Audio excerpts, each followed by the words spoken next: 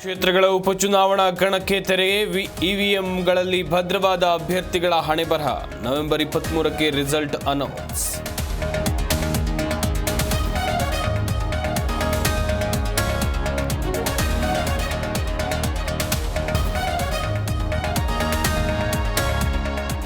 ಇಂದು ಮಹತ್ವದ ಸಚಿವ ಸಂಪುಟ ಸಭೆ. ಬೆಳಿಗ್ಗೆ 11 ಗಂಟೆಗೆ ವಿಧಾನಸೌಧದಲ್ಲಿ ಮೀಟಿಂಗ್.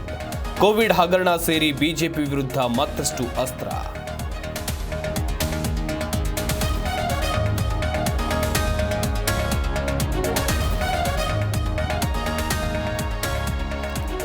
ಬೆಂಗಳೂರು ಮಂದಿಗೆ ಬಿಡಬ್ಲ್ಯೂಎಸ್ಎಸ್ಬಿ ಬರೆ. ಗ್ರೀನ್ ಸೆಸ್ ವಿಧಿಸೋಕೆ ಸರ್ಕಾರ ಚಿಂತನೆ. ನೀರು ಬಳಕೆಗೆ 2 ಅಥವಾ 3 ರೂಪಾಯಿ ಸೆಸ್ ಸಂಗ್ರಹಿಸೋಕೆ ಪ್ಲಾನ್.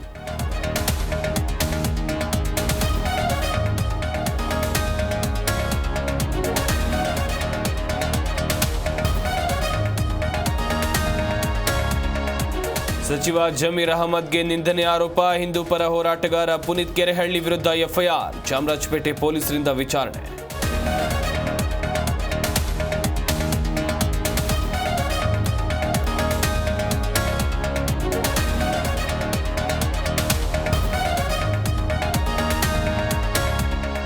ದಕ್ಷಿಣ ಆಫ್ರಿಕಾ ವಿರುದ್ಧ ಭಾರತಕ್ಕೆ ವಿಜಯಮಾಲೆ. ತಿಲಕ್ ವರ್ಮಾ ದಾಖಲೆ ಶತಕ. 11 ರನ್ಗಳ ಜಯ. ಬೌಲಿಂಗ್ನಲ್ಲಿ ಮಿಂಚಿದ ಅರ್ಶ್ದೀಪ್ ವರುಣ್.